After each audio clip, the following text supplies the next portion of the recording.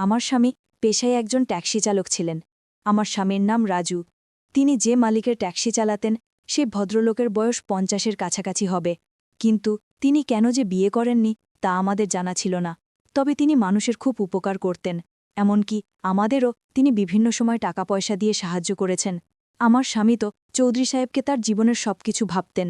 মনে মনে তাকে ঈশ্বরের আসনে বসিয়েছিলেন, কারণ তার মতে চৌধুরী সাহেব না থাকলে হয়তো তাকে ভিক্ষা করে জীবন কাটাতে হতো। এই কথাগুলো আমি বিয়ের পরেই আমার স্বামীর মুখে শুনেছিলাম। আমার নাম ঋতু। আমি দেখতে বেশ সুন্দরী ছিলাম। আমার স্বামী আমাকে খুব ভালোবাসতেন এবং সবসময় আমাকে হাসিখুশি রাখার জন্য তার চেষ্টার কোনো কমতি ছিল না। একদিন আমার স্বামীর মালিক চৌধুরী সাহেব আমাদের দুজনকে রাতে তার বাড়িতে শাহী ভোজের জন্য আমন্ত্রণ জানালেন। বলতে গেলে সেই রাতে শুধু আমি আর আমার স্বামীই আমন্ত্রিত ছিলাম। আমরা তো খুব আনন্দের সঙ্গেই সেদিন রাতে মালিকের বাড়িতে খেতে গিয়েছিলাম। সেখানে গিয়ে এত খাবারের আয়োজন দেখে আমি বিশ্বাসই করতে পারছিলাম না যে আমাদের ভাগ্যেও কখনো এত সুখ আসতে পারে। মালিক আমাদের সঙ্গে বসেই রাতের খাবার খেলেন, কিন্তু খাবার খেতে খেতেই হঠাৎ করে আমার স্বামী জ্ঞান হারিয়ে ফেলেন। আমার স্বামীর অজ্ঞান হয়ে যাওয়ার পর সেই রাতে মালিক আমার সঙ্গে জোর করে, আমার স্বামী একজন সাধারণ ট্যাক্সি চালক হলেও তিনি দেখতে খুবই সুদর্শন ছিলেন, আর আমিও দেখতে কোনো অংশে কম ছিলাম না। আমার গায়ের রং ছিল দুধে আলতা। গরিব পরিবারে জন্ম হলেও আমি ছিলাম অপরূপ সুন্দরী। আমাদের বিয়ের পর আমার স্বামীর জীবনে অনেক উন্নতি হতে শুরু করেছিল। বিয়ের পর থেকেই স্বামীর মুখে মালিকের অনেক প্রশংসা শুনতাম। তিনি বলতেন মালিক নাকি সব গরিব দুঃখী মানুষকে অকাতরে সাহায্য করেন। এমনকি আমাদের থাকার জন্য চৌধুরী সাহেব তার বাড়ির পেছনের বিশাল গেস্ট হাউসটাও ছেড়ে দিয়েছিলেন। এমন নয় যে আমার স্বামীর নিজের কোনো বাড়ি ছিল না, তার একটা ছোট মাটির বাড়ি ছিল গ্রামে।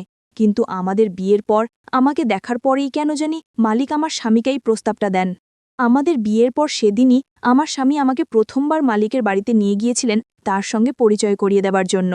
আমাকে দেখার পর চৌধুরী সাহেব আমার স্বামীকে বলেছিলেন, রাজু, তুই তো এখন সংসারী হয়েছিস, তোর দায়িত্ব বেড়েছে।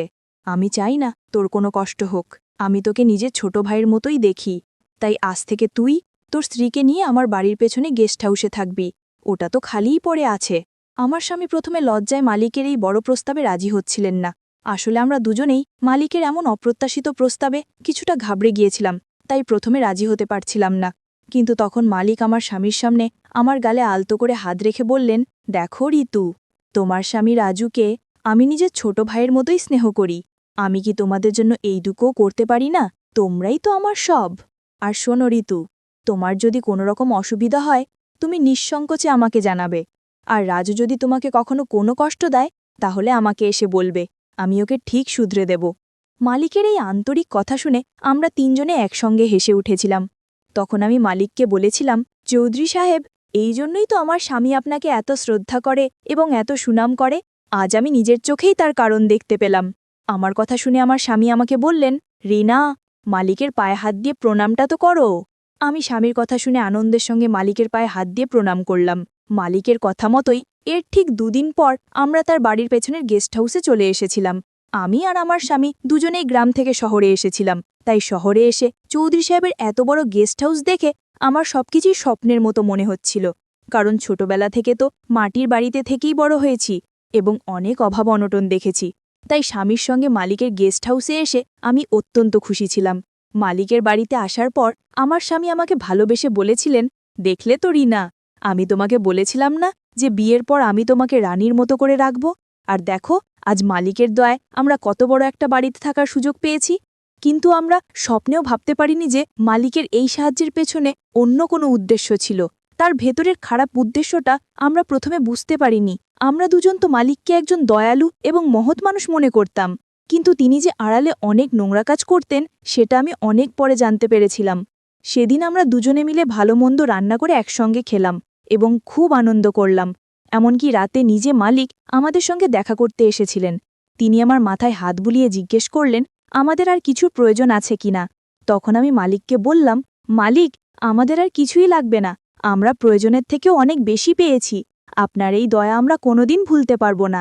তারপর রাতে যখন আমরা খাওয়া দাওয়া শেষ করে ওপরের ঘরে ঘুমোতে গেলাম তখন হঠাৎ রাত 2টা নাগাদ মালিকের মূল বাড়ি থেকে একটা মেয়ের চিৎকার শুনতে পেলাম। কিন্তু বুঝতে পারছিলাম না এত রাতে কোনো মেয়ে মালিকের ঘরের ভেতরে কেন কাঁদছে, কারণ মালিকের বাড়িতে তো কেবল কাজের লোকেরাই ছিল এবং তার তো কোনো স্ত্রী ছিল না। তাহলে এত রাতে মালিকের ঘর থেকে কোনো মেয়ের কান্নার আওয়াজ কেন আসবে?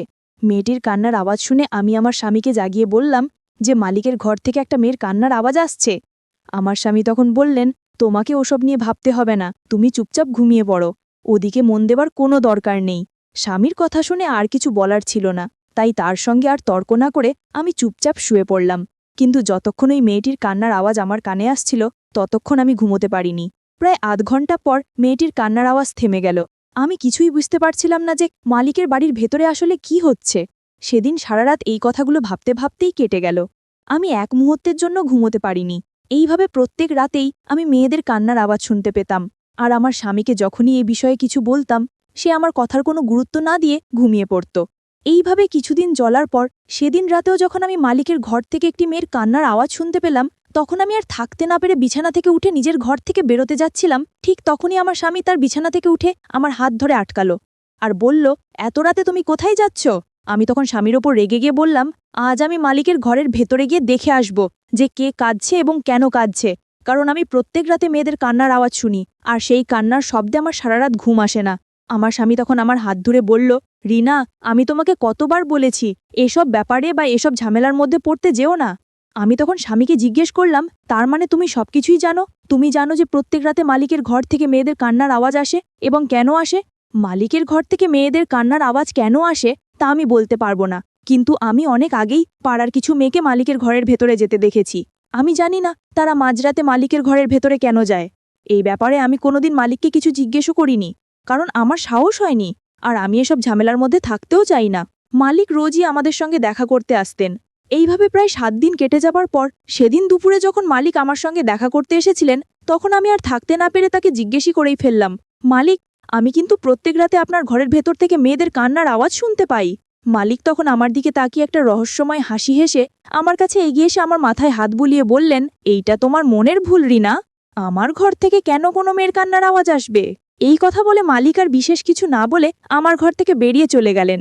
কিন্তু সেদিন আমি মনে মনে ঠিকই করে নিয়েছিলাম যে অনেক হয়েছে, এবার আমি নিজের চোখে দেখব যে প্রত্যেক রাতে মাঝরাতে মালিকের ঘর থেকে মেয়েদের কান্নার আওয়াজ কেন আসে। তাই সেদিন সবার চোখের আড়ালে লুকিয়ে মালিকের ঘরের ভেতরে ঢুকে পড়লাম এবং খাটের তলায় লুকিয়ে রইলাম। তারপর মাঝরাতে আমি নিজের চোখে যা দেখলাম তাতে আমার পায়ের তলার মাটিটাই যেন সরে গেল। আসলে মাঝরাতে একজন লোক তার স্ত্রীকে মালিকের ঘরের ভেতরে রেখে গেল। মেয়েটি তার স্বামীর হাতে পায়ে ধরে অনেক কান্নাকাটি ও কাকুতি মেনতি করছিল যাতে তাকে মালিকের কাছে রেখে না যায়, কিন্তু লোকটা নিজের চোখের জল ফেলতে ফেলতে তার স্ত্রীকে সেখানে রেখে মালিকের ঘর থেকে বেরিয়ে গেল। কিছুক্ষণ পরে মালিক ঘরের ভেতরে এলেন। আমি খাটের তলা থেকে সবকিছু লুকিয়ে দেখছিলাম। মালিক যখন ঘরের ভেতরে এলেন তখন মেয়েটি তার পায়ে ধরে কান্নাকাটি শুরু করে দিল এবং বলল, মালিক, দয়া করে আমার সর্বনাশ করবেন না, আমাকে যেতে দিন। তখন মালিক মেয়েটির দিকে এগিয়ে গিয়ে বললেন, বেশি নাটক করতে হবে না তোর, আমি তোর স্বামীর কাছ থেকে 1,00,000 টাকা ধার নিয়েছিলাম, আর 1 বছর হয়ে গেলেও সেটা এখনো শোধ করতে পারেনি। আমি তাকে 6 মাসের সময় দিয়েছিলাম, তাই এখন বেশি নাটক না করে আমার কথা শোন।